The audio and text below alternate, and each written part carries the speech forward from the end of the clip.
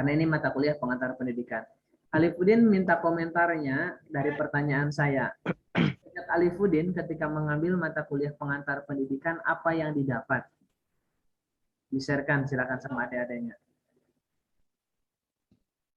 Waktu itu berarti Pak, pas semester 1 Pak ya? Iya Pak, maksudnya untuk mata kuliah untuk hari ini gitu Pak? Apa yang kemarin-kemarin Pak? Pertanyaan saya adalah ketika Alifudin mengambil mata kuliah pengantar pendidikan semester berapapun ya sebelumnya, apa yang Alifudin dapat atau apa yang Alifudin terima yang Alifudin ingat dari mata kuliah pengantar pendidikan?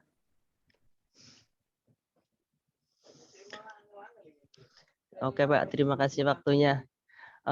Yang terpenting dan utama adalah dari adanya kuliah pengantar pendidikan itu saya mendapatkan beberapa hal, terutama mengenal pendidikan dari segi teorinya Pak.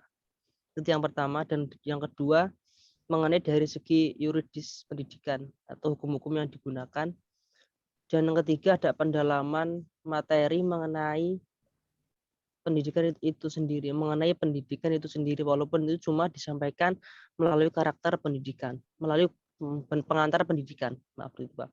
Nah untuk lebih detailnya lagi memang saya lupa Pak, itu dulu semester 1 kalau nggak salah Pak, sama Bu Rosnimar di Ya, Jambak. terima kasih Kak. Terima Paling kasih itu sih Pak. Alifudin Terima komentarnya. kasih waktunya Pak. Ya, terima kasih. Kita kembali fokus kepada materi.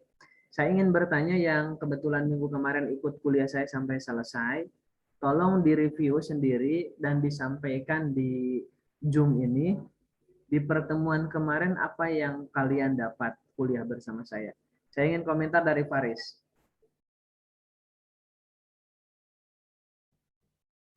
Baik Pak, Silakan, terima Faris. kasih.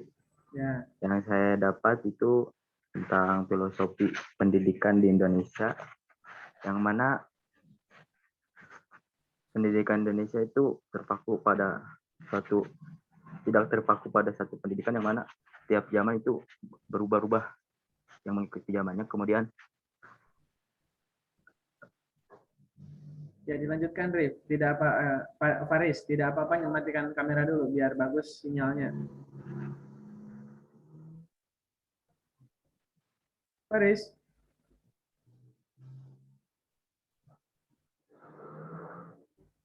Oke, kita tambahkan ya sama yang lain. Sylvia, tolong ditambahkan dari jawaban Faris tadi.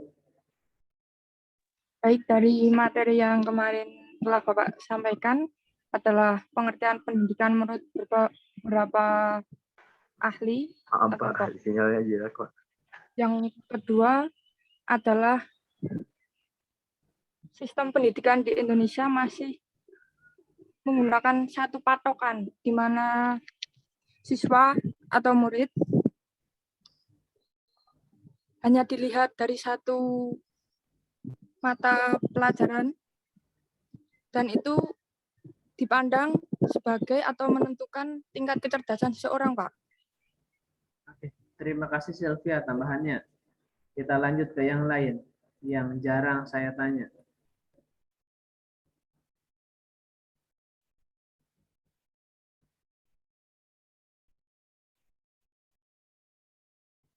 Tadi yang pertama kali join kayaknya Himza. Himza, silakan komentar. Oh, bukan Himza, Andra ya. Panggilannya Andra. Silakan Andra, komentar Andra. Komentar yang apa Pak ini? Sama seperti yang sudah saya sampaikan barusan. Pengertian pendidikan ya. Bukan, pertanyaan saya apa yang Andra dapatkan ketika kuliah bersama saya di pertemuan kemarin. Mengerti tentang apa itu pengantar pendidikan itu Pak, daripada sebelumnya. Coba diingat perasaan saya itu kemarin menyampaikan materi banyak sekali. Yang sudah disampaikan oleh temannya tidak usah disampaikan lagi. Kemarin kan banyak sekali yang sudah saya sampaikan. Ada tambahan lain, Dra? Kemarin kuota saya habis Pak, jadi nggak ikut. Oh, minggu kemarin? Ya, saya ikut yang sebelumnya. Oh, berarti di pertemuan kedua kemarin nggak sempat ikut ya? Nggak Pak. Pas udah beli, udah selesai itu. Oh, sebetulnya saya sudah sharekan loh di YouTube saya. Kalau belum sempat ikutan kuliah alias ketinggalan materi ya, saya sediakan di channel YouTube saya. Karena materi yang sudah saya berikan dalam bentuk PowerPoint itu kan hanya sebatas kata-kata. Tidak mungkin ada penjelasan. Terima kasih komentarnya Andra. Kita lanjut kepada materi di pertemuan sebelumnya. Terima kasih, Pak. Untuk Deden sama tadi siapa sama Dery masih bisa nyalakan mikrofon, Deden? Masih, Pak. Iya, Pak. Deden udah nyala. Siap. Oke, kita lanjut sama Deden. Kalau Iya, Pak. kalau misalkan sinyalnya kurang bagus di sana di tempat kalian, sementara matikan kamera dulu juga tidak apa-apa kalau sinyalnya kurang bagus. Tapi kalau bagus tetap dinyalakan kameranya. Ketika saya mintakan ngobrol ya. Oke, tidak apa-apa Faris. Katanya sinyalnya kurang bagus di sana. Di pertemuan kemarin kita pembahasannya sudah sampai mana? Hakikat pendidikan sudah ya, Den? Iya, Pak. Halo. Cek. Saya ulangi, Den. Kemarin kita berbicara hakikat pendidikan sudah kan? Iya. Oke, Bu. Hakikat pendidikan kemarin sudah kan, Den?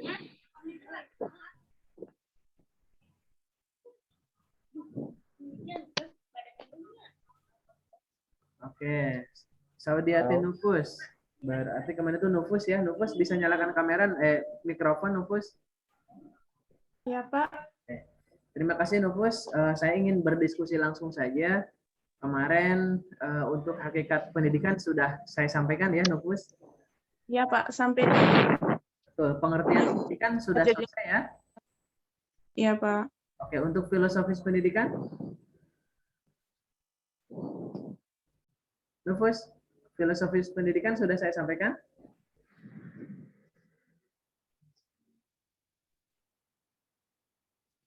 Halo Nufus, Pak, ya?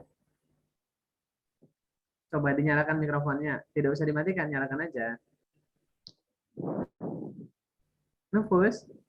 Oke. iya, Pak. Oke, kemarin kan sudah selesai. Untuk filosofi kemarin sudah saya sampaikan belum ya? Yang filosofi yang aku ingat itu, Pak, yang sampai di Pak Ki Hajar Dewantaranya, Pak. Oke, kita flashback lagi ya. Saya berharap yang lainnya bisa proaktif. Tentunya kalau loncat-loncat materi saya kasihan karena ya yang namanya materi itu kan saya buatkan dalam RPS, tapi kan saya nggak boleh loncat-loncat. Kalau belum selesai kan harus saya ulangi lagi. Ini hanya flashback saja ya untuk pertama untuk berbicara terkait pengertian pendidikan ini menurut para ahli kemarin sudah saya sampaikan. Ada Driakar, ada Crow and Crow, terus ada Langford, Langerford misalkan. Terus ada John Dewey, ada Ki Hajar Dewantara. Kemarin pun sudah saya sampaikan kesimpulannya dari ke-6 tokoh tersebut, bahwasanya kesimpulan berbicara pendidikan seperti ini. Dan saya ingin menyampaikan tambahannya, tentunya banyak sekali para ahli di luar sana selain 6 para ahli yang saya sampaikan barusan. Misalkan masing-masing dari rumahnya tadi dari tempatnya sudah mempersiapkan. Menurut saya tokoh yang paling bagus itu terkait pendidikan, inilah orangnya, oh inilah orangnya dan lain sebagainya. Supaya kita bisa sinkronkan. Karena kalau berbicara masalah pendidikan, ini masing-masing punya cara pandang. Kemarin sudah saya sampaikan, mayoritas mahasiswa sepakat konsep pendidikan yang ditawarkan itu adalah yang terbaik adalah Ki Hajar Dewantara. Apakah betul demikian? Barangkali ada tokoh yang lain yang mungkin bisa kita diskusikan di siang hari ini. Ada juga sebuah contoh bahwasanya misalkan dari seorang tokoh dengan nama Trondek itu mengatakan pendidikan itu adalah proses pembiasaan. Jadi kalau dilakukan terbiasa, terulang sampai dia tahu kalau itu sebuah kebiasaan. Trondek itu memberikan contoh kepada ayam, memberikan makan kepada segerombolan ayam. Suatu ketika dia punya ya mungkin alat bunyi-bunyian lah, sebutlah kentongan ya. Ketika dia pukul, maka ayam datang. dipukul, dibunyikan, ayam datang makan. Hari selanjutnya ketok lagi, ayam datang lagi. Suatu ketika dia tidak menyiapkan makanan tapi diketok, kira-kira ayam datang tidak, Nufus? Datang, Pak, karena itu kebiasaannya mereka. Betul. Karena itu sudah jadi kebiasaan. Itulah sebagai bentuk belajar. Ada juga contoh lain banyak. Saya yakin suatu ketika kalau kita belajarnya sudah offline ya, tentunya karena online seperti ini kan keterbatasan ya. Di sini ada yang bisa menggambar ayam. Nufus, dinyalakan aja mikrofonnya, Nufus. Iya, Pak. Nufus bisa menggambar ayam? Tidak bisa, Pak. Oke, yang lain yang barangkali bisa menggambar ayam itu kan pasti mulainya dari angka 3, bukan? Kenapa? Karena itu sudah jadi kebiasaan. Kenapa kok harus angka 3 dulu? Terus angka 3, terus ke belakang, ke ekor, dan buat kepala. Barangkali bisa langsung dari ekor dulu. Karena itu faktor kebiasaan. Atau yang paling gampang, ketika silahkan mahasiswaku gambar sebuah pemandangan. Di dalam otak pemandangan apa yang muncul? Gunung, bukan? Iya, Pak. Betul kan? Gunung, 2, 1 gede, 1 kecil, di tengah ada matahari, terus ada sawah, dan seterusnya. Itu adalah faktor kebiasaan. Saya selalu menyampaikan yang salah adalah salah, yang benar adalah benar, biar jadi sebuah kebiasaan. Selalu saya sampaikan, sebuah buku itu ada judulnya The Power of Kepepet. Konon, kalau sudah kepepet itu katanya semuanya bisa berhasil, tapi saya tidak menyarankan demikian. Justru malah harus kita siapkan sejak awal. Nah, dengan adanya mata kuliah pengantar pendidikan pun demikian. Untuk memberikan spirit, untuk memberikan dorongan, supaya kalian kelak bisa lebih baik. Ini berbicara terkait pengertian pendidikan. Kita lanjut kepada filosofis pendidikan. Sedikit banyak saya akan menyampaikan materi. Sekali lagi saya berharap kerjasamanya. Kalau misalkan Sylvia, Nufus, atau Dery, dan yang lainnya ada komentar, bisa langsung nyalakan mikrofon, terus langsung bertanya ketika saya memaparkan. Jadi tidak usah khawatir, tidak usah takut ketika saya ngobrol dipotong, tidak usah ya. Langsung nyalakan kamera, Pak, saya mau bertanya, mau berkomentar ketika saya memaparkan materi, boleh, tidak masalah. Gitu ya. Kalau misalkan ngerasa saya belum mempersilahkan, kalian catat dulu juga silakan. Kita lanjutkan. Filosofis pendidikan ataupun landasan dan asas pendidikan. Kita ingat yang namanya filsafat adalah cara berpikir mendalam. Nanti di semester 7 ada nama mata kuliah filsafat Pancasila atau ada filsafat ilmu dan lain sebagainya. Ketika kita berbicara filsafat, itu adalah cara berpikir yang mendalam.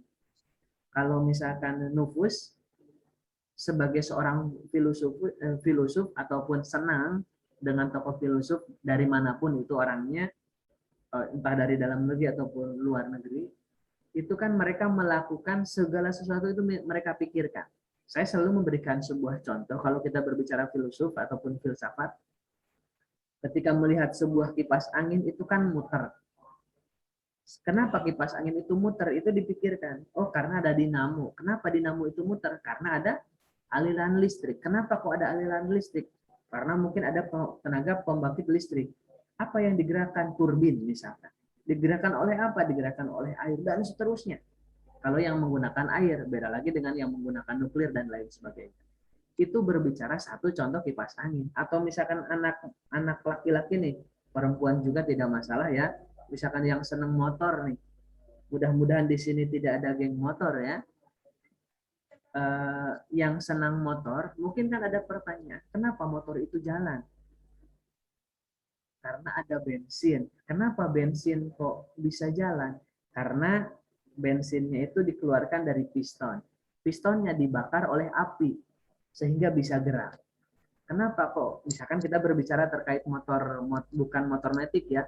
Kenapa kok personel satu cuma segitu kecepatannya dan lain sebagainya? Itu dipikirkan. Misalkan ada sebuah pertanyaan, apakah ketika motor tidak ada bensin bisa berjalan? Bagi mahasiswa cerdas tetap mengatakan bisa berjalan dengan cara didorong dan lain sebagainya. Itu adalah salah satu contoh filosof ataupun filsafat. Jadi ketika Dery, misalkan saya berikan contoh, Sylvia adalah seniman. Nufus adalah seorang, maksud saya seniman itu musisi ya, penyanyi dan lain sebagainya, atau gini aja biar gampang. Sylvia itu adalah seorang musisi. Nufus adalah seorang pelukis. Dery adalah seorang filsafat. Saya ajak kalian bertiga ke pantai. Masing-masing orang kan berbeda.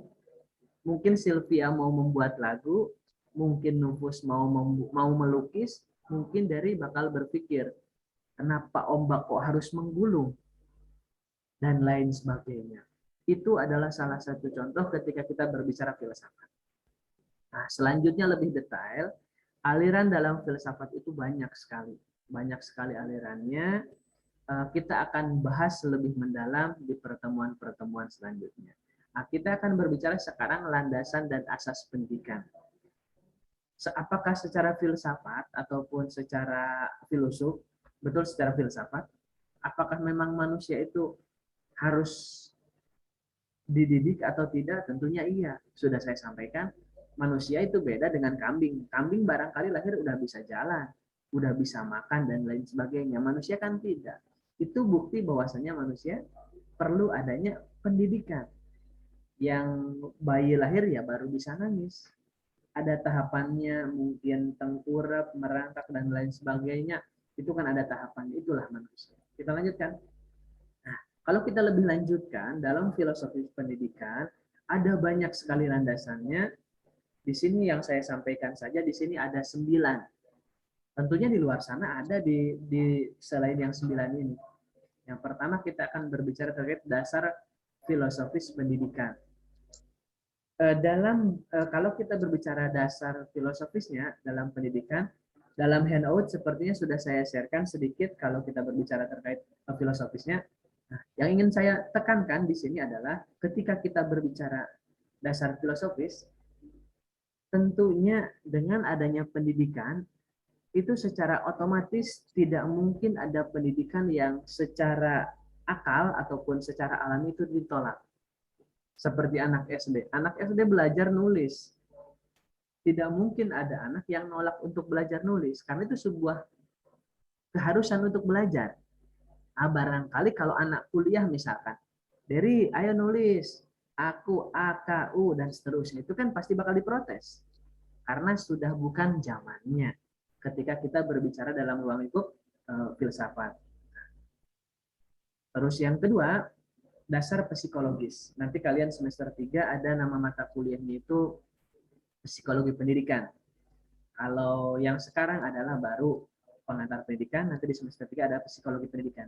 Kita harus mengetahui psikologi ataupun jiwa ya, jiwa anak, jiwa teman sebagai guru, atau jiwa guru bersama, betul, jiwa guru bersama guru, jiwa guru bersama pimpinan, jiwa guru bersama lingkungan, jiwa guru bersama masyarakat sekitar. Lingkungan itu tuh dari mulai cleaning service, tata usaha dan lain sebagainya di sekolah. Maka adanya psikologi pun sangat diperlukan, dan ini tetap ada kaitannya dengan pengantar pendidikan. Selanjutnya dasar sosiologis pendidikan. Di semester 2 nanti kalian ada nama mata kuliah sosiologi pendidikan. Kalau sekarang pengantar, semester 3 nanti jiwa, sedangkan di semester 2 nanti ada yang namanya sosiologi pendidikan. Jadi bagaimana kalian cara beradaptasi dengan lingkungan?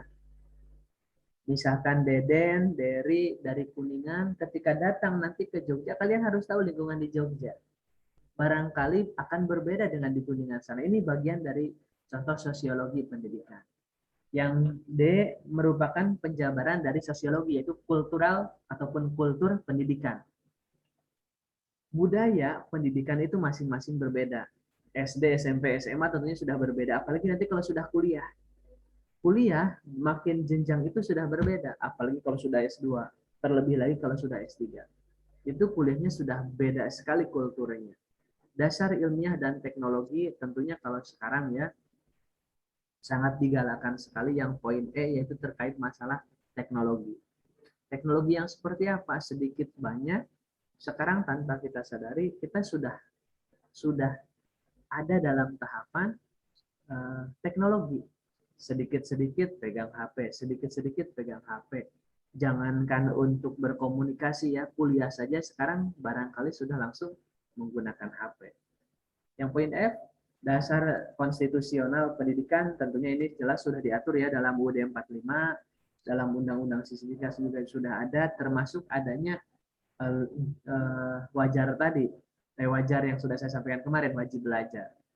Apakah masih tetap 12 tahun? Apakah sudah menjadi 16 tahun? Dan solusi yang ditawarkan seperti apa bagi yang mewajibkan, misalkan tadi 12 atau bahkan 16 tahun. Asas pendidikan seumur hidup ini sudah disampaikan dalam pertemuan kemarin, yaitu kita tidak terlepas dengan yang namanya pilar pendidikan dari UNESCO. Disampaikan bahwasanya pendidikan itu seumur hidup, long life education ya. Jadi belajar terus belajar selagi kita bisa hidup. Yang selanjutnya asas Tutwuri Handayani. Sylvia tahu arti dari kata Tutwuri Handayani? Sylvia? Mohon maaf Pak, lupa Pak. Lupa. Barangkali Nufus atau Dery tahu, silahkan. Nufus tahu? Lupa, Pak. Dery? Tahu, Pak. Tahu. Ini kan konsep pendidikan yang ditawarkan Ki Hajar Dewantara. Tutwuri Handayani. Ya, apa? Apa Dayat?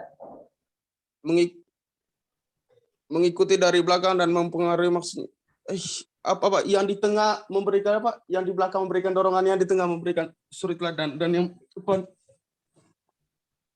Pelan-pelan Dayat, yang lain biar bisa nyimak. Yang di depan apa? Yang di depan memberikan Yang di depan memberikan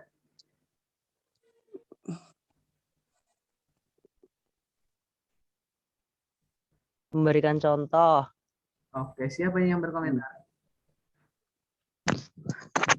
Farhan. Di depan memberikan teladan Pak, di tengah memberikan ide, yang di belakang memberikan dorongan. Nah, itu maksudnya tadi. Tuh, karena yang lain mungkin sempat searching dulu. Yang saya tanyakan barusan adalah Tutwuri Handayani ya. Sedangkan yang disampaikan barusan adalah yang Ingar Sosung Tulodo, Ing Madio Mangulo, Tutwuri Handayani. Itu kan tiga-tiganya. Berarti kan kalau kita berbicara Ingar Sosung Tulodo, berarti Ingarso itu di mana? Di depan atau di belakang? Depan. Ya, di depan. Terus apa kepanjangannya? Di depan menjadi Teladan. Oke, menjadi teladan. Ing Madio Mangun Karso berarti di tengah. Murid. Apa? Halo? Nggak ngerti bahasa Jawa, Pak. Pendidikan harus bisa memberikan Di tengah ide. murid, Pak. Pendidik harus bisa memberikan ide. Oke. Tutwuri Handayani di belakang. Memberi dorongan. Tuh, memberikan motivasi ataupun memberikan dorongan. Ini konsep yang memang sudah ada. Kalau kita berbicara Tutwuri Handayani sejak SD bahkan sekarang sampai perguruan tinggi pun masih ada loh. Karena untuk logo Kemendikbud Ristek Dikti sekarang tetap masih menggunakan Tutwuri Handayani. Zaman dulu SD kan ada Tutwuri Handayani. Yang terakhir, asas kemandirian dalam belajar.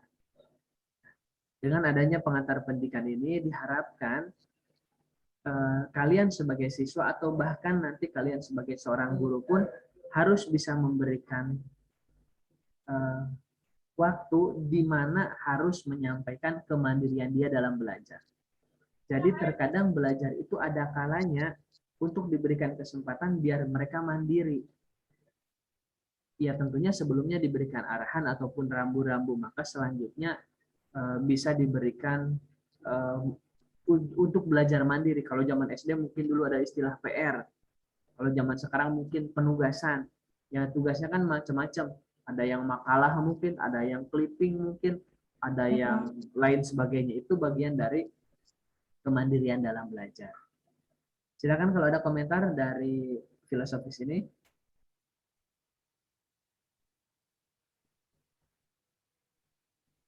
Kalau belum ada, kita lanjut dulu. Di paling kiri ada dasar filosofis pendidikan, terbagi dua, ada makna dan hakikat pendidikan. Terus yang kedua landasan yang berdasar bersifat filosofis. Yang makna dan hakikat kita bagi menjadi tiga. Apakah pendidikan itu, kita berbicara dari makna. Mengapa pendidikan itu diperlukan? Masih kita berbicara terkait makna. Apa seharusnya tujuan pendidikan itu? Ini baru hakikat pendidikan. Ketika kita berbicara dasar filosofis pendidikan, gambarannya adalah seperti ini. Saya berharap Dayat, komentarnya dari Dayat. Karena tadi sudah komentar terus saya potong. Dayat, komentarin Dayat. Hidayat Abdullah.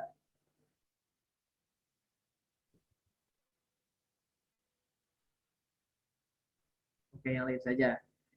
Dari saja di bawah Zoom saya itu di bawah wajah saya di Zoom itu yang muncul adalah wajah Derry. Maka yang lebih dekat saya nanya ke Derry saja. Kita bagi menjadi dua dari dasar filosofis pendidikan. Yang pertama yaitu dari makna dan hakikat pendidikan. Kalau kita berbicara makna, saya tidak akan menjabarkan, justru malah saya berikan sebuah pertanyaan. Menurut Derry, apakah pendidikan itu? Atau pendidikan itu apa sih, gitu Derry?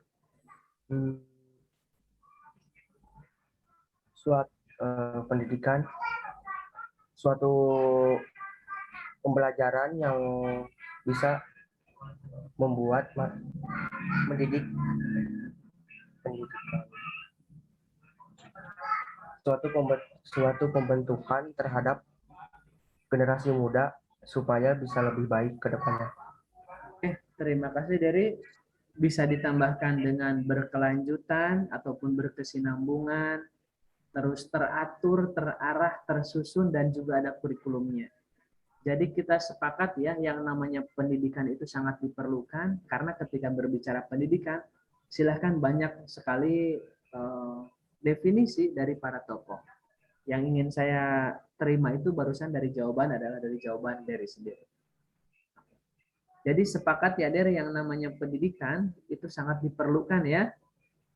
Kita sepakat ya. Karena yang tadi tidak pernah mengenal usia yang namanya pendidikan. Seperti contoh, ketika saya kuliah dulu di UCY, saya punya teman, kita kan kuliah itu jangka waktunya adalah 4 tahun. Kalau dihitung-hitung, di tahun kelima ketika selesai kuliah, itu dia sudah pensiun secara usia. Dia seorang guru. Ini sebagai bukti bahwasanya ternyata belajar itu tidak pernah memandang yang namanya usia. Barangkali yang sudah sepuh memang dapat pengalaman. Cuman kan di sisi lain kan belajar tetap harus. Ya jangan sulit-sulit ya, Der. Misalkan sekarang perbandingan saja Derry sama orang tuanya, ketika berbicara main HP tentunya jagoan Derry ya daripada orang tuanya. Ini sebagai contoh bahwasanya belajar itu ya seumur hidup. Kedua Der, mengapa pendidikan diperlukan? Kalau pertama kan apakah pendidikan? Saya ulangi, apakah pendidikan itu kalau yang pertama. Yang kedua, mengapa pendidikan itu diperlukan? Diperlukan kalau kata orang Sunda mah biar gak gampang ketipu sama orang. Oke, lebih dijabarkan lagi Der. Gimana ya?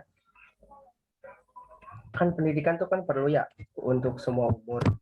Maksudnya kalau misalkan kita menimba ilmu pendidikan tuh, kalau kata Sunda gimana ya? Biar tidak terlalu polos gitu Pak. Gimana ya? Kalau pendidikan itu diperlukan, otomatis kan ada alasan kenapa diperlukan. Tadi Derry menyampaikan bahwasanya jadi gampangannya supaya kita itu tidak mudah tertipu, tidak mudah terprovokasi, tidak mudah disuruh lurus ya lurus padahal harusnya belok dan lain sebagainya. Maka dengan adanya pendidikan, apapun ya bentuknya, kita berbicara pendidikan yang positif ya, bukan pendidikan yang lain ya. Maksudnya pendidikan yang memang diharuskan, bukan pendidikan yang aneh-aneh. Tentunya itu kan hadir, tentunya kan itu ada ketika kita berbicara pendidikan di jenjang manapun, mau formal, informal, atau bahkan non formal. Yang terakhir, Der, apa seharusnya tujuan pendidikan? Saya bertanya itu menjadi dua hal. Pertama, apa seharusnya tujuan pendidikan, taruhlah sekarang di perguruan tinggi, sama apa seharusnya tujuan pendidikan nasional? Komentarin, Der.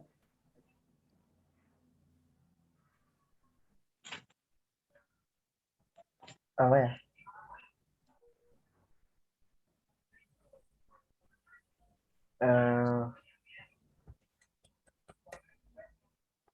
Biasanya dari mau berkomentar, kok sekarang kurang semangat, kenapa, Der? Lagi kurang enak badan, Pak. Kata siapa tuh?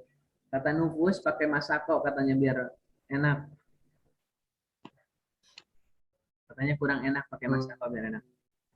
Oke, kita berikan kesempatan dari biar agak istirahat ya, karena kasihan kurang enak badan. Nufus, pertanyaannya sama, apa seharusnya tujuan pendidikan di perguruan tinggi sama apa seharusnya tujuan pendidikan nasional? Komentarin, Nufus. Kalau menurut saya, Pak, tujuan dari pendidikan itu adalah mencerdaskan kehidupan anak bangsa, Pak. Oke. Saya spesifikasikan, apa seharusnya tujuan pendidikan di perguruan tinggi? Taruhlah di UCY. Kalau di perguruan tingginya, Pak, mencerdaskan atau menambahkan lagi wawasan yang telah didapatkan oleh anak-anak yang telah menempuh pendidikan sampai SMA, Pak. Intinya begini, Pak, menambahkan wawasan dan melatih mahasiswa menuju ke lingkungan yang lebih luas lagi, Pak, itu. Oke, yang keduanya, Nufus. Menurut Nufus, apa seharusnya tujuan pendidikan nasional di secara negara? Kalau menurut saya, Pak, tujuan nasionalnya itu seperti yang saya bilang tadi, mencerdaskan kehidupan anak bangsa.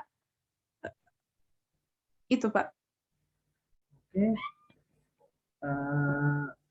Ditambahkan menjadi warga negara yang baik, atau ketika menjadi mahasiswa yang baik, dan tentunya yang taat terhadap Pancasila kalau berbicara yang ruang lingkup nasional. Kita berbicara terkait ruang lingkup nasional, tentunya ketika berbicara makna dan hakikat pendidikan, negara kita kan sudah memiliki yang namanya aturan untuk mengukur pendidikan secara makro itu secara nasional itu seperti apa. Misalkan dengan penyelenggaraan UN ataupun lain sebagainya, itu bagian dari upaya yang dilakukan oleh pemerintah. Yang kedua, landasan berdasarkan, maaf saya ulangi, yang kedua landasan yang berdasar bersifat filosofis, yaitu tidak lepas dengan yang namanya ilmu dan falsafah negara. Ketika kita berbicara pendidikan, nanti di semester 4 ataupun semester 3 kalian ada yang namanya filsafat ilmu, nama mata kuliah. Jadi sekarang itu baru berbicara ilmu dulu ya. Karena kalau berbicara filsafat ilmu ya tentunya semua ilmu itu kan berada dari filsafat ilmu itu. Ketika kita berbicara ilmu, otomatis kan kita dibagikan, biasanya kan ada ilmu hitam dan lain sebagainya. Ketika kita berbicara ilmu tersebut, yang pasti kalau kita belajar, kalau kita mempelajari itu adalah sama dengan mencari ilmu. Dan yang keduanya adalah berbicara terkait falsafah negara, yaitu tidak terlepas dengan yang namanya Pancasila ya, tidak terlepas dengan yang namanya menjadi warga negara yang baik. Ini dasar filosofis pendidikan. Kita lanjut dulu. Dasar filosofis pendidikan berkaitan dengan yang pertama kita berbicara terkait makna yang hakikat pendidikan, dan hakikat pendidikan berusaha menelaah masalah-masalah pokok. Antara lain di sini sampaikan, apakah pendidikan itu, mengapa pendidikan itu diperlukan, apa yang seharusnya menjadi tujuan pendidikan tersebut. Tadi sudah saya sampaikan dalam bentuk pertanyaan dalam slide sebelumnya. Yang kedua, landasan yang berdasarkan atau bersifat falsafah ataupun filsafat. Dua hal ini tidak bisa dipisahkan dari yang namanya dasar filosofis pendidikan. Maka falsafah menelaah sesuatu secara radikal. Dalam di sini radikal itu bukan berarti yang kasar ya, menyeluruh dan konseptual yang menghasilkan konsep-konsep mengenai kehidupan dan dunia. Berarti kan kita tidak terlepas yang kalau berbicara pendidikan adalah untuk kepentingan kita dalam kehidupan kita, untuk selanjutnya dalam kehidupan kita di dunia ini. Itu adalah fungsi pendidikan. Yang hari ini mahir dalam sebuah hal, suatu ketika kalau sudah tidak di dunia kan sudah tidak diperlukan lagi. Maka konsep-konsep filosofis tersebut tentang kehidupan manusia dan duniawinya pada umumnya bersumber pada dua hal ataupun bersumber pada dua faktor. Yang pertama religi dan etika yang bertumpu pada keyakinan. Yang kedua ilmu pengetahuan yang mengandalkan penalaran. Dua hal ini tidak bisa terpisahkan dari filsafat. Der, memang kurang enak badan, Der? Hah? Iya Pak, tapi gak apa-apa Pak. Meriang atau kenapa, Der? Iya Pak, lagi meriang. Hah? Kenapa? Hujan-hujanan atau kenapa? Atau memang musim? Lagi ini Pak, Kuningan dingin banget Pak. Enak cuacanya. Oh gitu. Ya tentunya tetap jaga kesehatan ya, bukan hanya dari yang lainnya. Barangkali ini Der, kalau di Jogja kan kebetulan sekarang masih panas. Mungkin kalau di daerah Jawa Barat mungkin lagi pergantian musim atau seperti apa. Ya semuanya ya, bukan hanya dari, tentunya tetap jaga kesehatan. Saya lanjut lagi. Dalam konsep-konsep filosofis ini, tadi sudah saya sampaikan dua hal. Pertama, religi ataupun agama, agamanya apapun ya, dan etika. Nah, ketika kita berbicara etika, biasanya kan tidak lepas dengan yang namanya budaya, kebiasaan adat istiadat. Yang mana ini tidak bisa disamakan. Tidak bisa disamakan masing-masing daerah, mungkin masing-masing suku ataupun masing-masing agama kan tidak bisa disamakan. Yang kesemuanya ini bertumpu pada satu hal, yakni keyakinan. Yang Islam dengan Islamnya, yang Kristen dengan Kristennya, yang Katolik dengan Katoliknya, yang Hindu dengan Hindunya, yang Buddha dengan Buddhanya, yang Konghucu dengan Konghucunya, dan seterusnya, yang Sinto dengan Sintonya misalkan. Dua hal ini, saya ulangi, religi dengan etika, tumpuannya hanya satu, yaitu keyakinan. Nah, keyakinan dalam hal ini bisa agama atau bahkan bisa bentuk keyakinan. Pernah saya sampaikan kepada kakak kelas kalian, ketika saya kuliah di S2 itu saya punya teman, dia tidak punya agama. Dia hanya punya keyakinan. Namun di negara kita, keyakinan itu harus menginduk kepada sebuah agama. Mungkin di sini ada yang pernah dengar dengan sebutan keyakinan kahringan. Kahringan itu mengikuti dengan agama yang hari rayanya adalah hari raya Nyepi. Tahu Nyepi hari raya apa, Novus? Tahu Nyepinya aja Pak. Hari raya apa? Nyepi. Untuk apa Pak? Konghucu. Oh, bukan. Hindu, Pak. Hindu Pak. Hindu ya. Kali yang Agama Hindu, betul, agama Hindu. Nah, yang saya maksudkan di sini adalah dua hal tersebut, religi dan etika, tumpuannya adalah keyakinan ataupun boleh keyakinan, boleh agama ya. Di negara kita itu kalau punya keyakinan tetap harus menginduk kepada salah satu agama. Misalkan di sini ada yang memiliki keyakinannya itu adalah menyembah sapi misalkan. Ya berarti kan harus punya agama di atasnya. Kita lanjut. Ilmu pengetahuan yang mengandalkan penalaran. Yang kedua inilah yang sudah saatnya kalian gunakan. Kalau kalian SMA, SMP, SD, mungkin bahkan lebih bawah, yang kalian pelajari adalah pedagogi. Tapi sekarang kalau sudah kuliah, yang kalian kedepankan adalah yang namanya sudah andragogi, sudah beda lagi. Berarti kan belajarnya orang dewasa. Seperti yang saya berikan contoh tadi. Saya ketika memberikan slide PowerPoint, silakan dicatat ya. Saya pikir sudah tidak usah ya. Barangkali dari bisa langsung screenshot selesai. Nah, ataupun di sisi lain, ketika pas kuliah itu tidak pernah ditanyakan, kamu nyatet atau tidak? Tidak mungkin ditanyakan. Karena ini sudah konsep belajar orang dewasa. Yang dikedepankan adalah pengetahuan, saya ulangi, ilmu pengetahuan, berarti kan apa yang kalian dapat dari kalian baca, misalkan buku yang langsung ada bentuk fisiknya ataupun yang e-book ataupun dari jurnal dan lain sebagainya, termasuk penalaran kalian. Jadi ketika ditawarkan sebuah permasalahan, otomatis sudah tergambar di sini. Itu adalah cara belajarnya yang andragogi tadi. Jadi sudah tidak lagi disuapin. Jadi makan itu sekarang sudah tidak disuapin lagi, Der.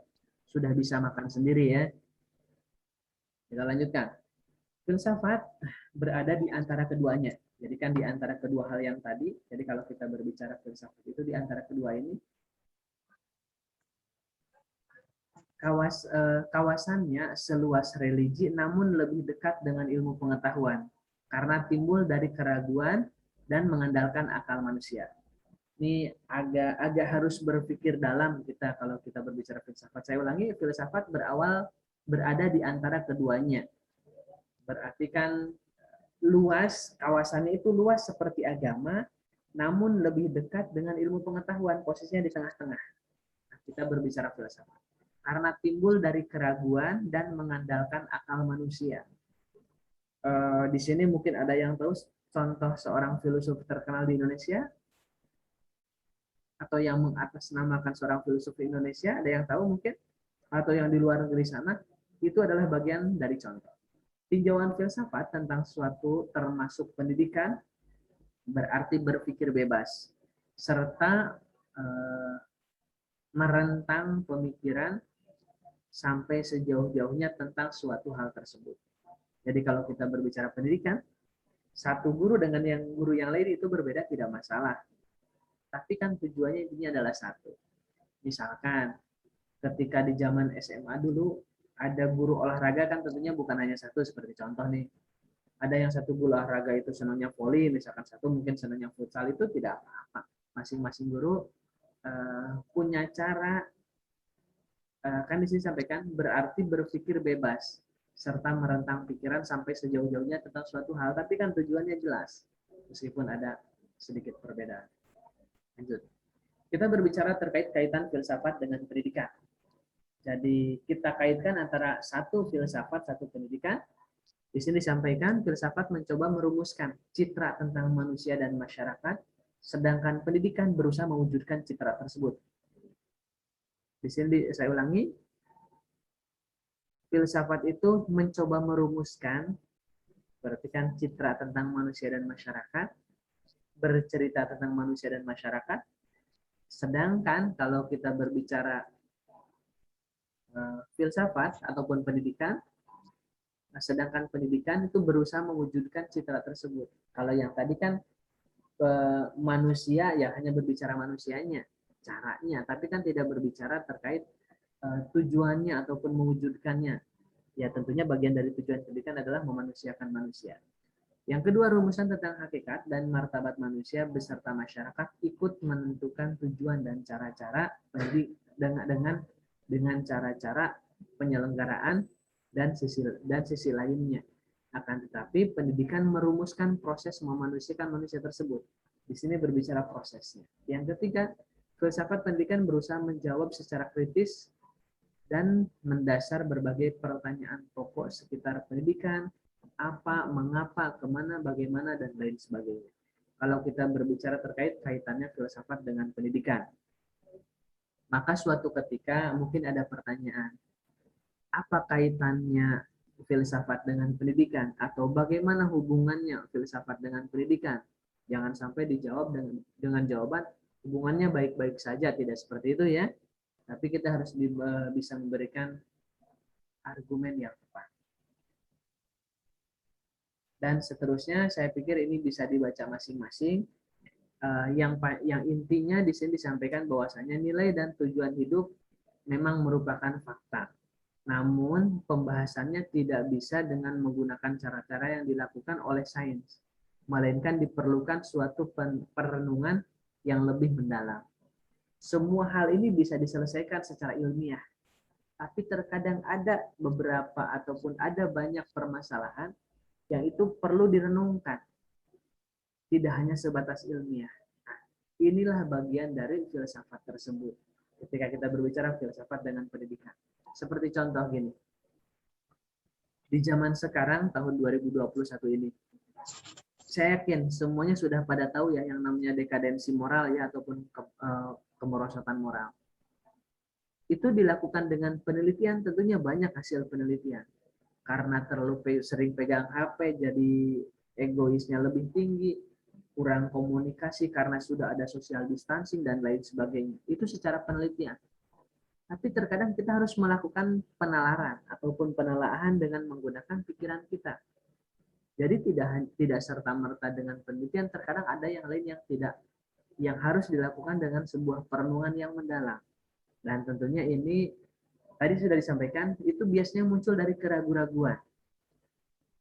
Nah, tadi kan posisinya di antara ilmu dan pendidikan tadi. Dan seterusnya tentunya ini bisa dibaca kalian masing-masing karena nanti juga sudah akan saya sampaikan. Pandangan-pandangan dan aliran filsafat ini sepintas saja ya, ada aliran naturalisme, ada realisme, ada positivisme, ada idealisme, ada pragmatisme dan lain sebagainya. Sampai dengan yang ketujuh tentunya ada yang lain sebagainya. Kalau kita berbicara aliran-aliran dalam filsafat. Karena ini sebagai bentuk pengantar, saya tidak terlalu mendalami meskipun ada mungkin beberapa hal yang ingin didiskusikan. Saya berikan kesempatan, silakan kalau ada pertanyaan. Oke Pak, Silakan jadi saya Hidayat, bisa tidak masuk apa-apa. Pak. Silakan Hidayat, tidak apa-apa. Jadi ini ada izin dari Hidayat karena Hidayat ikutan mata kuliah yang lain. Jadi seperti ini Saya Pak. Veteran itu. Silakan Hidayat, tidak apa-apa. Ngetik press Iya Pak. hadir di. Makasih Pak. Ya, Hidayat semangat bro. Silakan Alifuddin, bagaimana Alifuddin? Ini Pak, saya mau bertanya seputar pendidikan tadi Pak. Kan Bapak tadi menjelaskan tentang pendidikan. Berarti poin pokok dari pendidikan itu adalah membentuk karakter yang baik berarti Pak ya. Mentransformasikan ya, nilai, moral, terus kebaikan-kebaikan di dalamnya Pak. Berarti salah satu goalnya dari pendidikan itu adalah menciptakan akhlak yang baik berarti Pak. Betul. Dan terus ini langsung ke contoh aja Pak ya. Kan dulu pas semester 3 kalau nggak salah, saya mendapatkan mata pelajaran psikologi pendidikan dari Guru Jembar juga kan. Ya. Untuk usia SMP itu sekitar 10-15 tahun. Nah, jadi usia mereka itu terutama di kelas 2 paling SMP kelas 2 itu sekitar usia 13 tahun Pak kira-kira Pak. Itu kan anak-anak itu benar-benar secara psikologi pendidikan itu benar-benar lagi masa pencarian itu Pak, masa pencarian. Jadi mereka kayak bebas mempertahankan otonomi daerahnya sendiri, terus kayak bebas apa namanya sih, mulai adanya jatuh cinta, mulai bebas nakal seperti itu Pak. Nah itu kalau dilihat dari kacamata pendidikan, bahkan pendidikan secara nggak langsung kan menciptakan moral yang baik tuh Pak sini Pak.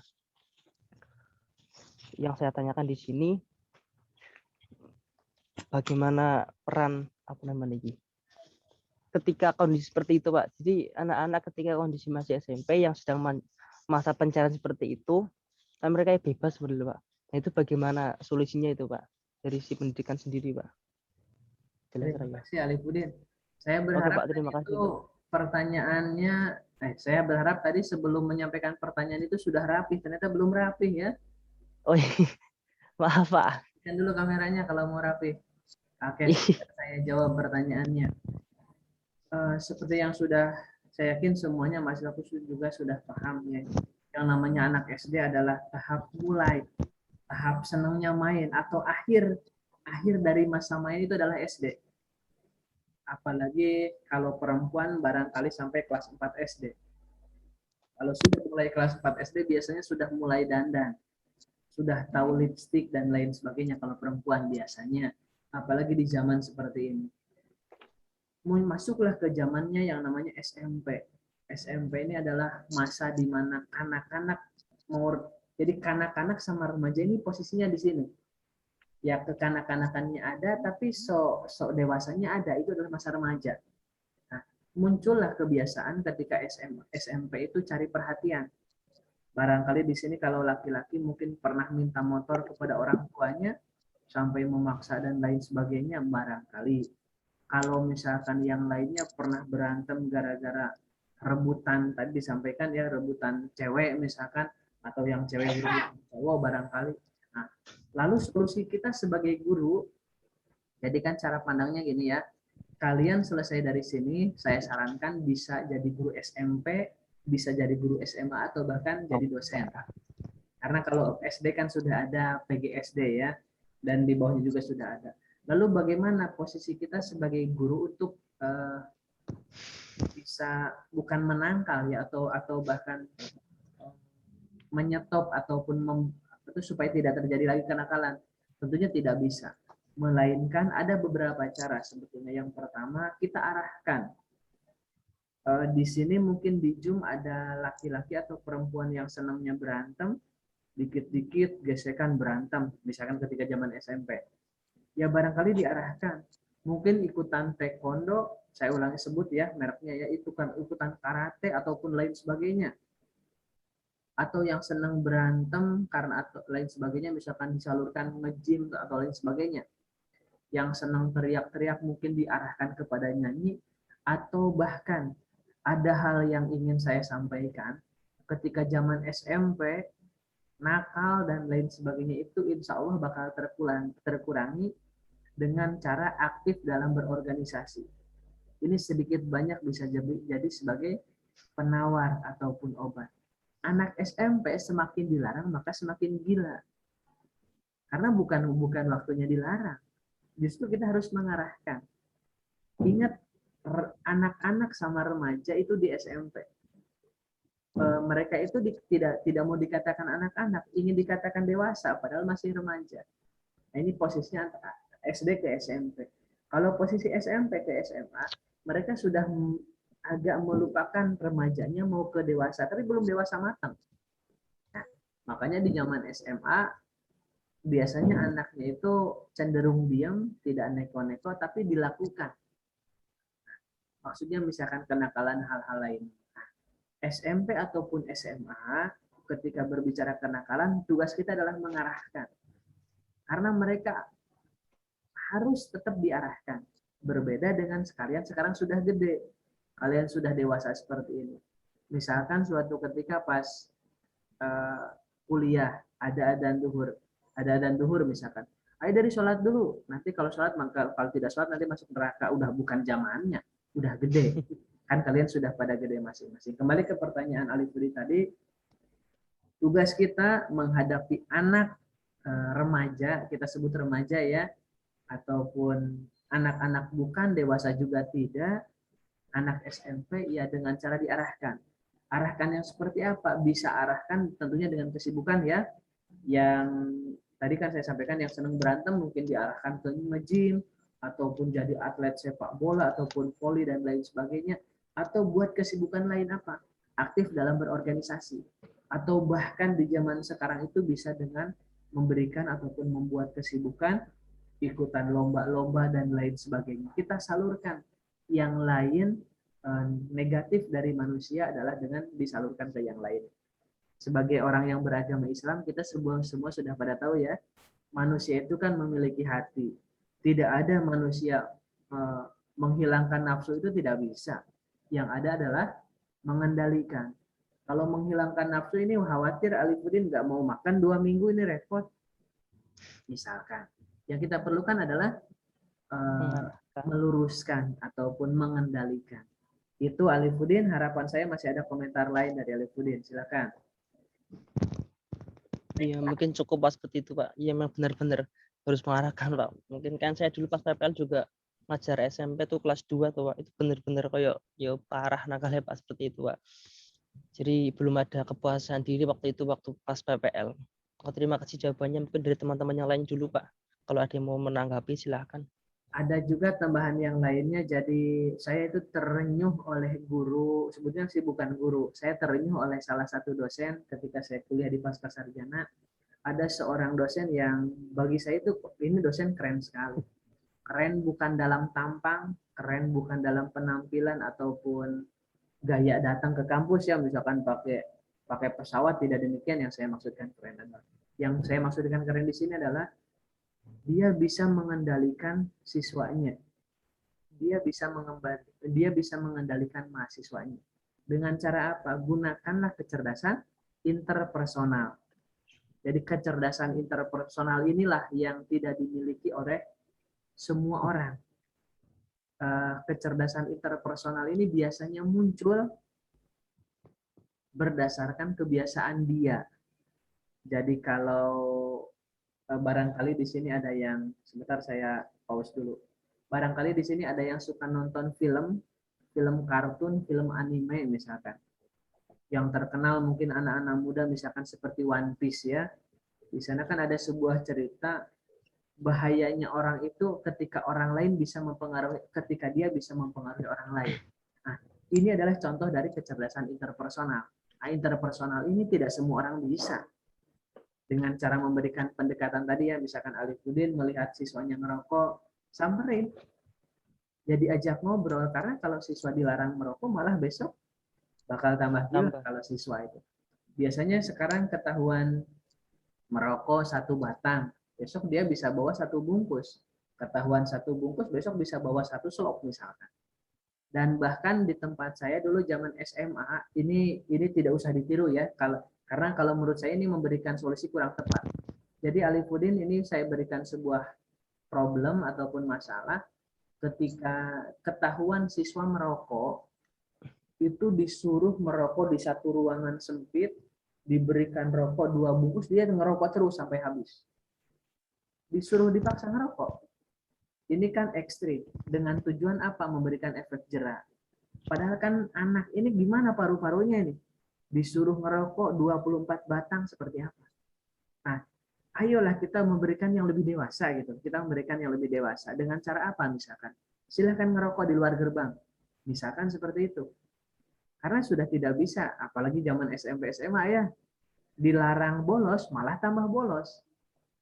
Dibuatkan aturan ayo bolos, tambah senang malah kalau dibuatkan aturan harus bolos ya. Nah, itu sebagai contoh. Sebentar. Share screen-nya masih terlihat? Malah kembali ke awal, Pak. Oh, kembali ke awal. Bentar, tadi keklik ya. Bentar saya ulangi. Silakan Alifuddin sambil kalau mau ada tambahan Alifuddin.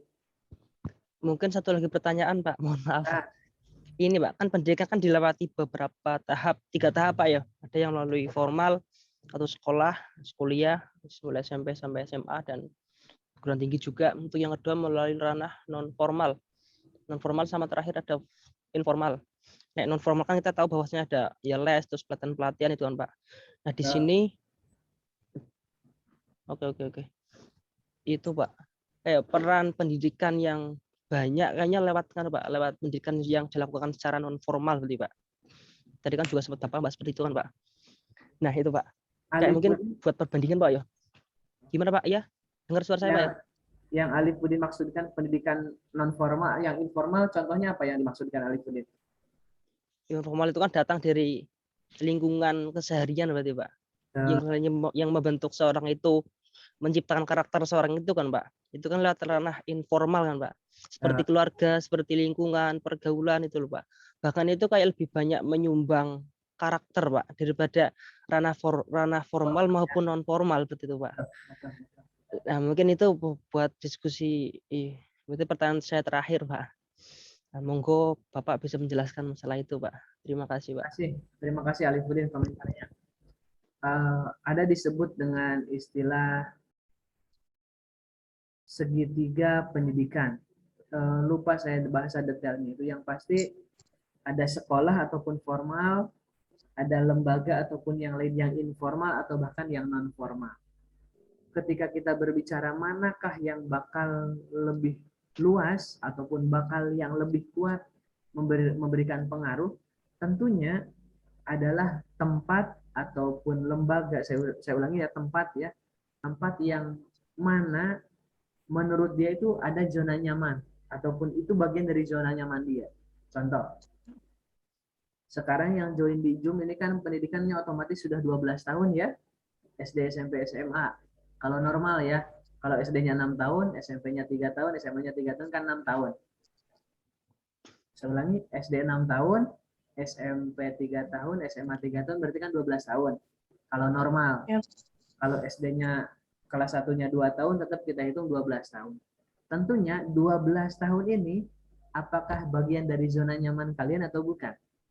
Misalkan seperti Faris. Faris ini anak pesantren. Barangkali SD, SMP, SMA pesantren terus.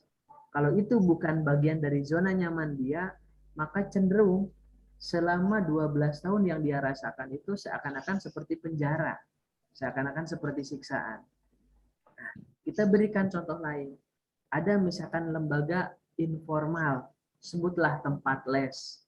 Misalkan yang ikut les di salah satu tempat les, kalau itu bagian dari zona nyaman dia, otomatis bakal terbentuk di sana. Yang muncul seperti apa? Jiwa kompetisinya naik, jiwa bersaingnya naik. Kalau temennya ranking 2, saya pengen ranking 1. Kalau temennya ranking 1 mungkin lebih dari ranking 1. Ada yang ketiga, yaitu yang non formal. Pergaulan, teman gaul, teman sebaya. Kalau misalkan Nufus, ada teman nongkrong ya. Kalau misalkan ikutan geng, mungkin nongkrong dalam geng. Yang ikutan misalkan perkumpulan lainnya, yaitu yang non formal. Kalau ini yang nyaman, maka inilah yang bakal membentuk kita. Nah, yang bisa menentukan zona nyaman nggak ada selain kita masing-masing. Ketika berbicara 3 hal tersebut, formal, informal, sama non formal, sekali lagi, kalau sudah punya zona nyaman di antara 3 hal ini, maka yang paling nyaman menurut dia itu yang paling bakal mempengaruhi pribadi dia. Kecuali ada sebuah pendidikan formal yang memaksa dia. Misalkan, kalau di televisi kan zaman dulu ada judul acara dengan nama Big Man. Awalnya laki-laki yang agak cucok jadi sangar, garang. Ini kan dipaksa. Misalkan suatu ketika dari terbiasa tidak disiplin, ikutanlah pelatihan yang disiplin, misalkan ikutan militer dan lain sebagainya. Ini dibentuk, dipaksa untuk dibentuk. Ini barangkali bukan zona nyaman, tapi sudah pilihan yang bakal membentuk dia. Seperti itu. Jadi Alifuddin, itu komentar saya dari pertanyaan Alifuddin yang kedua. Barangkali yang lain mau menambahkan karena ada di Zoom sekitar 16 mahasiswa. Silakan kalau ada komentar. Tambahan dari masih lemas, terlihat lemas. Pak, Dery mau izin bertanya. Silakan, Der. Kan tadi membahas tentang filsafat pendidikannya, Pak. Ya. Kalau misalkan kita sebagai guru, cara menerapkan kepada murid itu kayak gimana ya, Pak? Cara menerapkan apa, Der? Cara menerapkan dari filsafat pendidikan itu sendiri gimana? Terputus dari suaranya. Bentar, ininya di cara menerapkan filsafat pendidikan itu sendiri untuk ke murid atau misalkan ke guru-guru itu kayak gimana? Terima kasih, Dery. Ketika berbicara filsafat dalam ruang lingkup khususnya sesama pengajar ya, misalkan guru sama guru, guru sama siswa ataupun sebaliknya, bagaimana cara menerapkannya? Tentunya ini adalah iklim di sekolahan ataupun iklim di tempat kerja dia yang harus bisa mendukung. Berbicara pengantar pendidikan, yang muncul adalah teori. Apalagi nanti ada mata kuliah teori belajar dan pembelajaran. Di sana teori. Yang bisa menerapkannya di tempat ataupun praktikan di tempat kerjanya adalah masing-masing dari kita. Lalu bagaimana cara kita menerapkannya? Sedikit-sedikit mulai kita terapkan kepada siswa-siswa kita. Karena filsuf ya berarti kan cara berpikir. Untuk penerapannya barangkali agak sulit. Karena kan ini berbicara cara ya. Kita berbicara cara, belum berbicara goalnya. Nah, dalam filsafat pendidikan ini ataupun filosofis pendidikan ini, kalau diterapkan, maka selanjutnya ketika kita berbicara psikologi, ketika kita berbicara terkait bagiannya ya dari kesulitan belajar ataupun lain sebagainya, kalau sudah memahamkan yang namanya filsafat, tentunya ini sudah tidak lagi jadi problem bagi peserta didik kita. Ada tambahan, Der? Coba. Kalau ada yang lain silakan berkomentar. Kalau belum kita lanjut ke ilmu pendidikan. Ilmu pendidikan, manusia dan kebutuhan akan pendidikan. Saya ulangi, ilmu. Kita ada 2 hal, ada ilmu, ada pendidikan. Ilmu kita sebutlah. Pernahkah kita mendengar istilah menimba ilmu ataupun lain sebagainya? Kalau kita berbicara ilmu, proses yang kita terima, lingkungan yang kita rasakan, sama hasil yang bakal kita peroleh nantinya itu adalah ilmu. Maka saya sampaikan, kalau di televisi ada sebuah acara televisi misalkan seorang guru menurunkan ilmu kepada muridnya, cukup ditepuk punggungnya terus terjadilah ilmu. Nah, ini bukan proses. Melainkan kan ini hanya berbicara hasil. Atau saya kan kemarin berikan contoh. Manusia kalau ingin bisa bahasa Inggris ya kursus. Tidak ada sebuah flash disk ditancapkan di kepala terus diinstal pintar bahasa Inggris, kan tidak ada. Pendidikan adalah proses selanjutnya dari ilmu tersebut. Jadi ilmu sama pendidikan tidak boleh dipisahkan, maka selanjutnya manusia itu memang butuh akan pendidikan. Bukan pendidikan yang memerlukan manusia, tapi kita yang memerlukan ataupun butuh akan pendidikan. Beda ya perlu dengan butuh. Oke. Manusia dan kebutuhan akan pendidikan. Sekarang sudah ditawarkan pendidikan dari yang paling kecil. Menurut Nufus, lembaga pendidikan yang paling kecil apa? Saya ulangi, bukan kecil ya, paling rendah. Yang formalnya, Pak. Boleh formal, boleh non formal. Dulu kan SD. Ada nggak di bawah SD? Sekarang TK, PAUD, Pak. Ada di bawah TK? PAUD, Pak. Oke. Ada di bawah PAUD? Kalau untuk formalnya, Pak, nggak ada lagi. Oke, nggak ada lagi. Sebetulnya Sebetulnya itu PAUD, Pak. oh yang formal, yang PAUD ini siapa yang komentar? PAUD, Pak. Andra. Siapa? Indra. Oke, terima kasih Indra. Belum kenal suaranya. Sekarang itu sudah ditawarkan pendidikan itu bukan hanya PAUD. PAUD kan sudah lahir. Ternyata ada yang disebut dengan Pranata Education. Pendidikan sebelum lahir. Jadi sebelum lahir itu bahkan sekarang sudah ada pendidikan. Mungkin pernah dengar ataupun mungkin pernah lihat ada ibu-ibu hamil, ada senam yoga misalkan. Senam ibu hamil misalkan. Ini kan bisa dikategorikan sebagai bagian dari pendidikan. Itu jauh sebelum kita lahir. Ataupun ada pendidikan yang lainnya ya, misalkan sebelum nikah dan lain sebagainya. Ini kan berbicara kelanjutan dari setelah nikah. Misalkan ada pendidikan pranikah, terus pasca nikah dan seterusnya. Ini kan bagian dari pendidikan juga. Nah, yang ingin saya lanjutkan adalah manusia dan kebutuhan akan pendidikan. Pentingnya hakikat anak sebagai manusia. Anak dididik yang dapat dibentuk menurut kehendak. Ini saya sampaikan ya, jangan sampai salah persepsi. Saya ulangi, pentingnya hakikat anak sebagai manusia. Anak didik yang dapat dibentuk menurut kehendak. Apakah demikian? Misalkan dari memerlukan, misalkan dari sebagai seorang guru. Pokoknya siswa saya semua ini harus mahir terkait, harus suka terkait PPKN. Dipaksa. Tidak demikian. Yang maksud di sini adalah dibentuk berdasarkan kehendak itu adalah diarahkan berdasarkan kemampuan. Kan sekarang muncul ada istilah tersesat di jalan yang benar. Kita tidak tahu yang dimaksudkan seperti apa. Misalkan sebagai guru, terus ada siswanya yang menurut pandangan dari itu ini sepertinya cocok menjadi seorang atlet badminton misalkan. Ternyata anaknya itu daftarlah ikut badminton dan sebagainya, ternyata tidak sukses. Nah, ini mungkin bisa dikatakan sebagai tersesat di jalan yang benar mungkin ya, atau bahkan sebaliknya. Nah, yang maksudkan yang lebih detail di sini adalah anak didik yang dapat dibentuk menurut kehendak, berarti kan bukan kehendak gurunya, melainkan kehendak anaknya. Itulah yang betul. Maka hakikat sebagai manusia, pada hakikatnya seorang manusia tidak akan tumbuh dan berkembang dengan sendirinya. Saya kan pernah berikan contoh di pertemuan sebelumnya. Atau bahkan ada yang pernah nonton sebuah acara televisi, kalau di Indonesia kan ada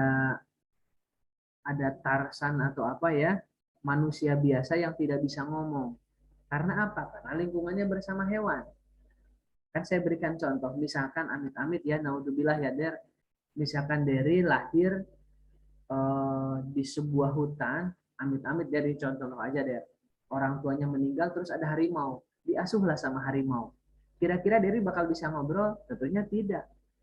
Apa yang bakal dimakan Dery? Ya sama seperti pengasuhnya. Mungkin makan daging dan daging mentah dan lain sebagainya. Nah, ini yang dimaksud dengan hakikat anak sebagai manusia. Jadi jangan disamakan anak itu seperti robot. Nanti kalau anak di sini ya dalam tanda kutip ya, bisa SD, SMP, SMA, termasuk bisa kuliah. Ataupun ketika menjadi mahasiswa. Hakikat anak sebagai manusia. Jadi kita harus memberikan kesempatan mereka itu manusia, bukan robot, bukan hewan, bukan juga yang lainnya yang kita bisa gunakan sesuka kita. Lanjut, pandangan teori evolusi. Mungkin pernah ingat seorang tokoh dengan nama, kita lebih kenal ya, dengan nama Charles Darwin. Dia yang memberikan sebuah teori manusia bersama makhluk manapun, saya ulangi, manusia bersama makhluk manapun adalah suatu produk dari suatu proses perkembangan evolusi. Nanti kan dia menyampaikan sebuah teori itu bahwasanya manusia berasal dari kera. Dengan adanya evolusi, perubahan secara lambat, ya ini kan agak ironis juga ya, kalau misalkan betul manusia berasal dari kera, berarti kan Nabi Adam itu apa ya? Tentunya manusia ya, tentunya itu kan manusia, bukan kera. Dan ini tidak bisa dirasionalkan. Ya buktinya masih banyak kera di kebun binatang. Apakah mereka bakal menjadi manusia? Kan kita tidak mungkin, tentunya kan tidak mungkin itu terjadi ya. Meskipun dalam teori ketika ada penemuan misalkan fosil-fosil, ternyata tengkorak orang itu dari tahun ke tahun, dari zaman ke zaman itu berbeda.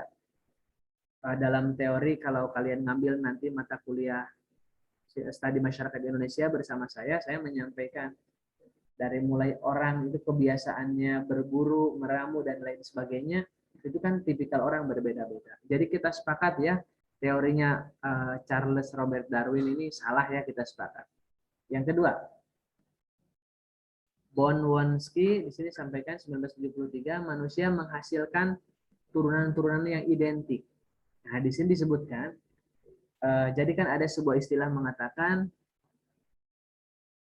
buah jatuh tidak jauh dari pohonnya. Kalau pohonnya di atas sungai terus terhanyut, buahnya itu beda cerita ya. Atau ada sebuah peribahasa mengatakan kalau kita nanam cabai ya panen cabai. Kalau kita nanam mentimun ya panen mentimun. Tidak mungkin kita nanam cabai terus panen durian.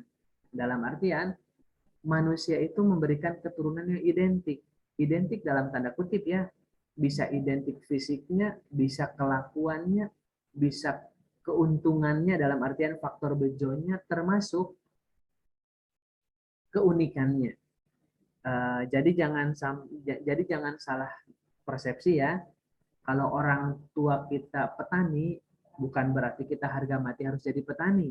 Barangkali orang tua kita mengharapkan anaknya jadi sarjana, yang tidak harus berangkat ke sawah tiap pagi dan lain sebagainya. Itu dari Bornowski, dari Bornowski. Yang selanjutnya dari Morse 1970, manusia makhluk hidup berbeda-beda, semua makhluk hidup cenderung bertambah banyak. Ini ketika kita berbicara pandangan teori evolusi. Ini sudah jelas ya, makhluknya hidup itu berbeda-beda, tempat, bahasa, budaya, suku, agama dan sebagainya tentunya berbeda dan cenderung bertambah banyak. Bertambah banyak itu ya ingin mempertahankan, seperti gampangannya gini. Kalau misalkan Nufus itu orang mana aslinya Nufus? Orang NTT, Pak. Misalkan Nufus udah di Jogja Nufus? Iya, Pak, udah di Jogja. Nufus misalkan dari NTT datang ke Jogja. Di Jogja itu ketemu orang NTT. Padahal tidak kenal sama sekali, itu rasanya itu seperti saudara. Iya, Pak. Kayak ketemu saudara.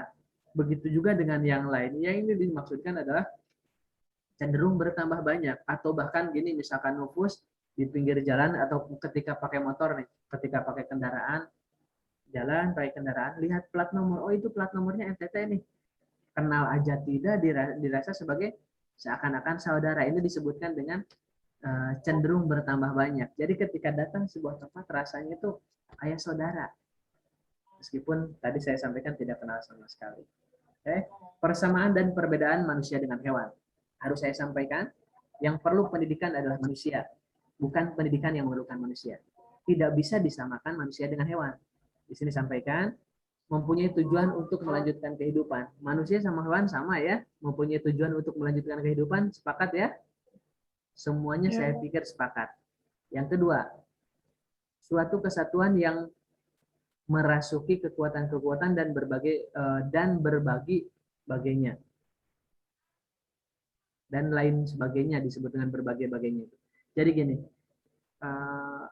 mereka itu cenderung menunggu masa banyak untuk mengumpulkan kekuatan. Itu adalah kebiasaan manusia. Atau gampangannya gini, ketika misalkan Derry dikeroyok orang, otomatis dari rapor itu adalah kebiasaan manusia. Sama juga hewan seperti itu. Ketergantungan dari organisme pada lingkungannya. Sama manusia juga. Sudah nyaman di sebuah tempat, seakan-akan tidak mau lepas, tidak mau pergi dari tempat tersebut. Mempunyai kemampuan untuk tumbuh dan berubah. Saya pikir ini sama. Ini semuanya persamaan dan perbedaan manusia dengan hewan. Ada mungkin yang sepakat dengan persamaannya atau bahkan ada yang tidak sepakat. Namun kalau kita diposisikan dengan hewan tentunya berbeda. Kita resapi bersama. Apakah ada hewan yang bisa berdiri? Berdiri itu Seperti manusia. Ada atau tidak? kanguru. Kanguru jalannya berdiri tidak?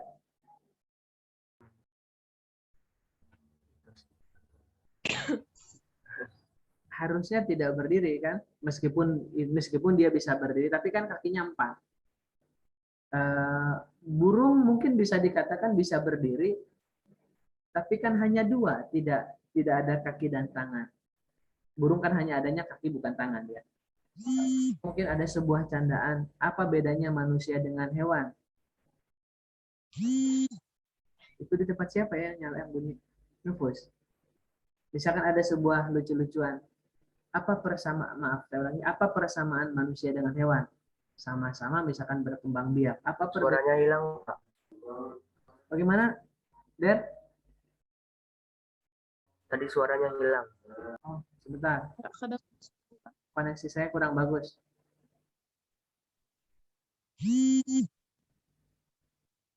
Nah, ini siapa yang nyalain mikrofonnya?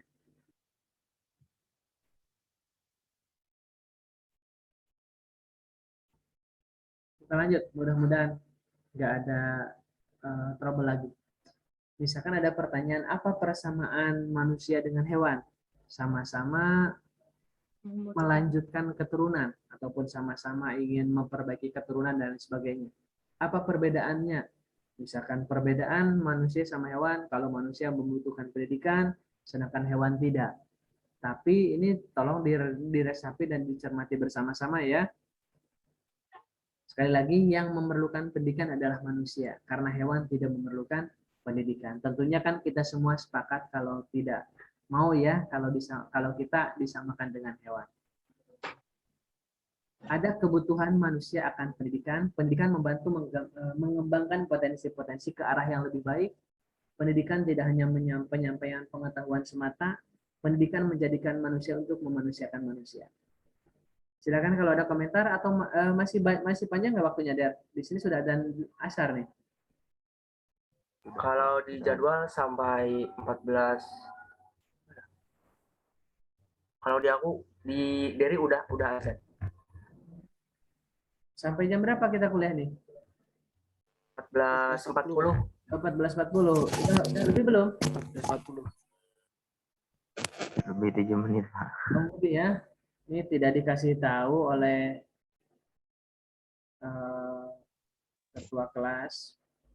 Jadi gini ya, saya tambahkan sebentar ini kalau kalian mau baca dulu slide-nya, saya bacakan aja. 4 dimensi kemanusiaan, tadi kan sudah saya sampaikan. Yang pertama, manusia sebagai makhluk individu. Yang kedua, manusia sebagai makhluk sosial. Terus yang ketiga, manusia sebagai makhluk susila. Keempat, manusia sebagai makhluk yang beragama.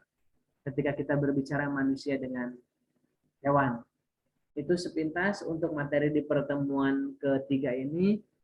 Dalam waktu yang akan datang, tentunya saya akan sedikit banyak bakal memberikan referensi ataupun bahan bacaan ataupun buku yang ada sangkut pautnya dengan pengantar pendidikan.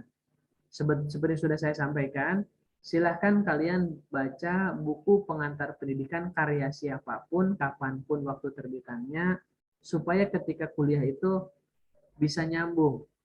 Apalagi kalau kita berbicara terkait pengantar pendidikan yang materinya itu sangat banyak sekali, padahal saya keterbatasan waktu untuk menyampaikan ya tidak pernah lebih dari 16 pertemuan ataupun 14 kali tatap muka.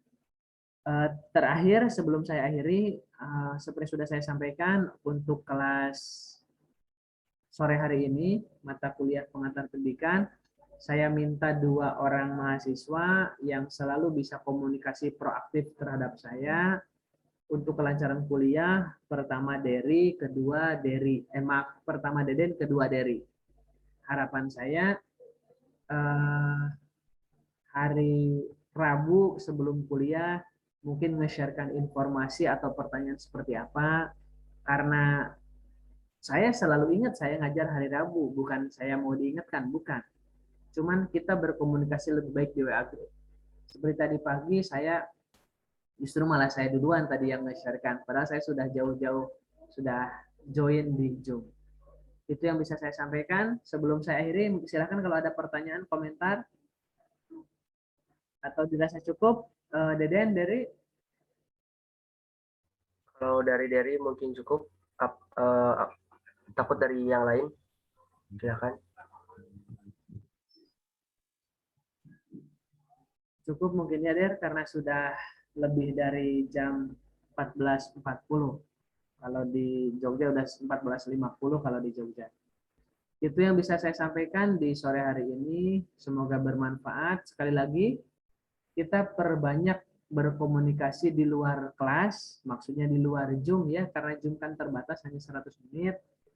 Untuk kelancaran perkuliahan tentunya kita berdiskusi di WA Group supaya lebih enak. Kita akhiri perkuliahan di sore hari ini dengan berdoa bersama-sama kepada Allah Tuhan Yang Maha Esa. Berdoa dalam hati menurut agama dan keyakinan masing-masing. Dipersilakan. Berdoa selesai. Untuk presensi kuliah, silahkan tinggal ngetik NIM dan nama lengkap di kotak chat. Setelah itu bisa logout masing-masing. Saya akhiri, Assalamualaikum warahmatullahi wabarakatuh.